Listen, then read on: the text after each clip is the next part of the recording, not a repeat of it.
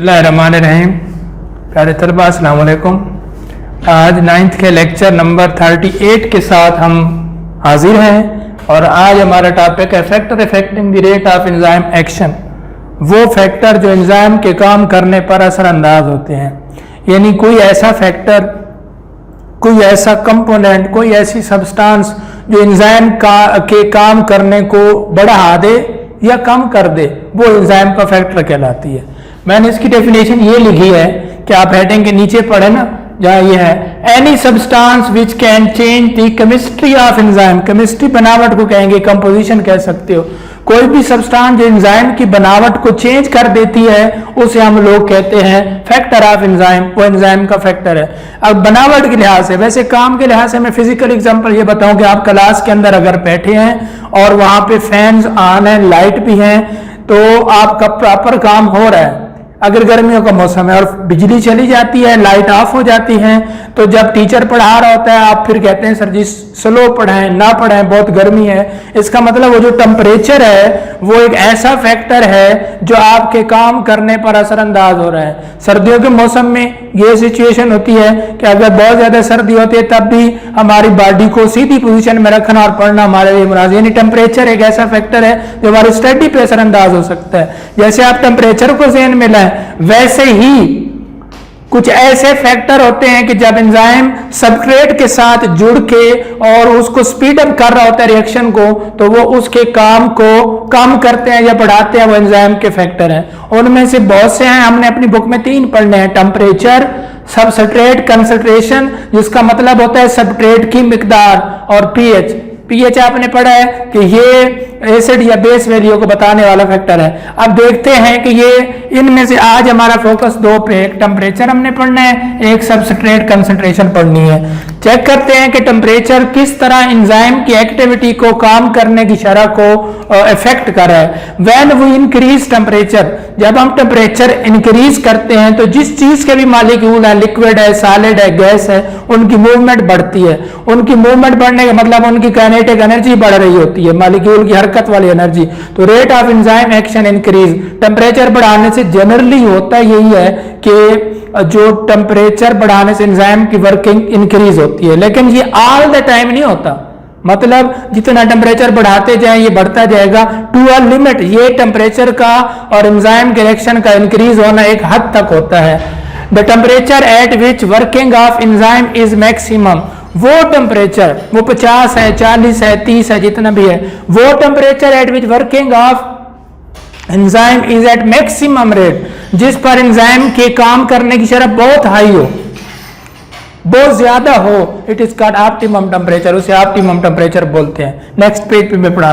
तो जो ऑप्टिमम है इसका दरअसल मतलब भी यही होता है बेस्ट, और टेम्परेचर यानी वो बेस्ट टेम्परेचर जिस पे एंजाइम की वर्किंग की स्पीड सबसे ज्यादा हो, उस टेम्परेचर के ऊपर ले जाएं तब भी एंजाइम सही काम ना करें, उससे कम ले जाएं तब भी एंजाइम सही ना करें, काम ना करें। यानी जिस टेम्परेचर पर एंजाइम बहुत अच्छा काम कर रहे होते हैं वो उसका ऑप्टिमम टेम्परेचर है। अगर हम ह्यूमन की बात करें, human enzyme optimum temperature 37 centigrade होता है। यानी एंजाइम के, जो इंसान के एंजाइम है उनके काम करने का जो सबसे बेहतरीन टेम्परेचर है वो 37 है। हम किसी कहते हैं आज आप बड़े अच्छे मूड में हैं, दरअसल उसकी बॉडी को एंजाइम का टेम्परेचर जो मिला हुआ होता है वो 37 है, और एंजाइम वर्क कर रहे होते हैं तो वो 37 के ऐसा टेम्परेचर है जिसमें हमारी बॉडी के एंजाइम बहुत अच्छी स्पीड से काम कर रहे होते हैं। अगर तो 37 से टेम्परेचर को आप इंक्रीज कर देते हो तो तब भी ह्यूमन के एंजाइम की वर्किंग जो स्पीड है वो कम हो जाती है, उससे लो करो तब भी वो वर्क सही नहीं करते, यानी बेस्ट टेम्परेचर वो है। तो टेम्परेचर बढ़ाने से रिएक्शन का रेट बढ़ा जरूर है लेकिन एक हद तक है, और इंसान के लिए एग्जांपल दिए।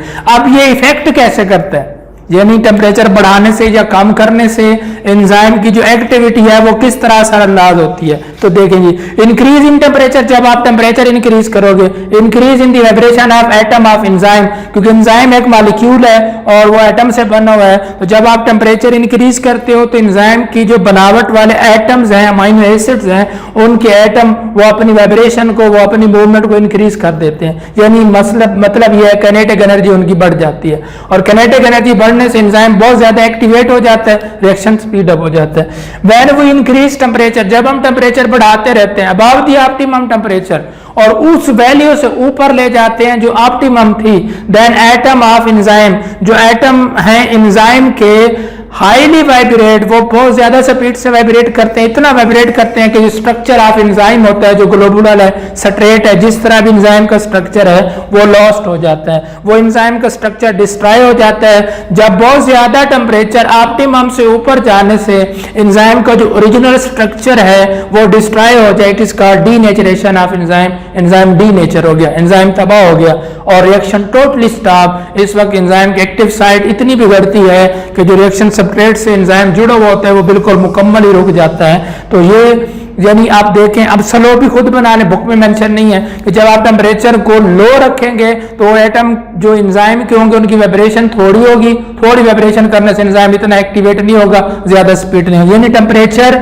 एक ऐसा फैक्टर है जो बढ़ने और कम होने से एटम के एंजाइम की वाइब्रेशन को कंट्रोल करता है, जिससे उसका रिएक्शन बढ़ सकता है या कम किया जाता है। ग्राफिकली भी इसको रिप्रेजेंट किया गया, ये सामने वाला ग्राफ देखें, ग्राफिकली टेम्परेचर जो है वो किस तरह रिप्रेजेंट किया गया है कि इसका एक साइड पे मैंने दिखाया है टेम्परेचर 10, 20, 30, 40, 50, 60, 70, यानी यूं जाते जा रहे हैं हम एक्स एक्सेस के, तो टेम्परेचर इंक्रीज हो रहा है। वाई एक्सेस में मैंने लिखा है रेट ऑफ एंजाइम, यानी इसमें ऊपर जाओ तो एंजाइम का रेट बढ़ता है, इसमें इस साइड पे जाओ तो टेम्परेचर सेंटीग्रेड में बढ़ता है। अब ह्यूमन की बात करें, अगर ह्यूमन एंजाइम का ये 30 है, ये 40 है, ये जो सेंट्रल पॉइंट डॉटेड लाइन में दिखाया गया ये 37 सेंटीग्रेड है, और यहाँ 37 तक ग्राफ जो है ये ऊपर की जानब जा रहा है, यानी 37 तक टेम्परेचर जाते जाते रिएक्शन बढ़ता गया है, और 37 ऑप्टिमम है, जब उससे लो हुआ तो टोटली स्टॉप हो गया, यानी 37 सॉरी अबव हुआ, जब ज्यादा हुआ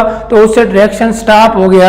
ये है टेम्परेचर का ग्राफ जो शो कर रहा है कि आप ऑप्टिमम तक टेम्परेचर बढ़ाओ तो रिएक्शन स्पीड अप होता है, ऑप्टिमम से ऊपर ले जाओ तो रिएक्शन स्टॉप हो जाता है। ये फैक्टर था टेम्परेचर का। सेकंड फैक्टर है substrate concentration.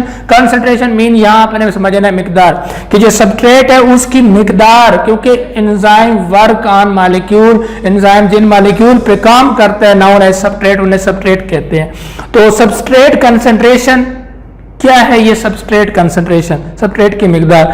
When enzyme available, जब आपके पास एंजाइम फ्री पड़े और इंक्रीज इन सबस्ट्रेट कंसंट्रेशन, आप सबस्ट्रेट की मिकदार को बढ़ा रहे हैं, रिएक्शन विल इंक्रीज, आपका जो रिएक्शन है वो बढ़ेगा क्योंकि फ्री एंजाइम मौजूद है। When we constant the amount of the substrate, जब एंजाइम, जब हम एंजाइम की मिकदार को कांस्टेंट रखते हैं, यानी बढ़ाते और कम करते नहीं, इसको कांस्टेंट रखते हैं, इंक्रीज इन सबस्ट्रेट कंसंट्रेशन, और सबस्ट्रेट की मिकदार बढ़ाते हैं जब एंजाइम कांस्टेंट है, सबस्ट्रेट बढ़ा रहे हैं, तो रिएक्शन तो इंक्रीज होगा। स्टेज विल रीच, एक मकाम आएगा, all active site of enzyme occupied, जिसमें एंजाइम की तमाम एक्टिव साइट पूरी हो जाएंगी बाय सबस्ट्रेट मॉलिक्यूल, सबस्ट्रेट के मॉलिक्यूल के जरिए, that is known as saturation of active site. इस एक्टिव साइट की सैचुरेशन कहते हैं। जब सारी एक्टिव साइट पूरी हो जाएंगी, reaction will be constant. Rate of reaction ना लो हो रहा है ना हाई हो रहा है, कांस्टेंट पे चल रहा है। जब कोई एंजाइम फ्री होगा तब रिएक्शन फिर उस सबस्ट्रेट से मिलकर आगे बढ़ेगा। आप इसमें थोड़ा सा ये कंसेप्ट देखें कि अगर मेरे पास है एंजाइम, ये एंजाइम मेरे पास है 5 और सबस्ट्रेट की मिकदार मेरे पास 3 है, ये एरो दिखा रहा हूं। एक एंजाइम सबस्ट्रेट से मिल गया, दूसरा एंजाइम सबस्ट्रेट से मिल गया, तीसरा भी सबस्ट्रेट से मिल गया।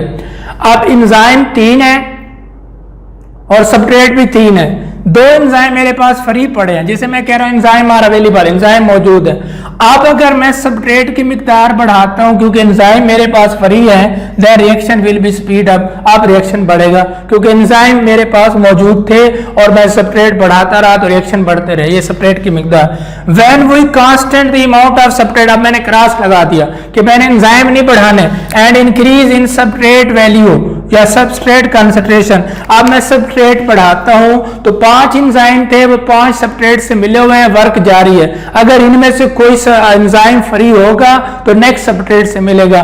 इन तमाम एंजाइम की जो एक्टिव साइट है, काम करने की जगह है, वो उन सबस्ट्रेट से फुल हो चुकी है। इस चीज को जब एक्टिव साइट फुल हो जाए इसे कहते हैं saturation of active site. Graph में आप देखें इसमें एक साइड पे हमने सबस्ट्रेट की कंसंट्रेशन दिखाई है कि इस साइड पे जब हम जाएंगे सबस्ट्रेट की वैल्यू बढ़ती जाएगी, इस साइड पे एंजाइम का रेट बढ़ेगा।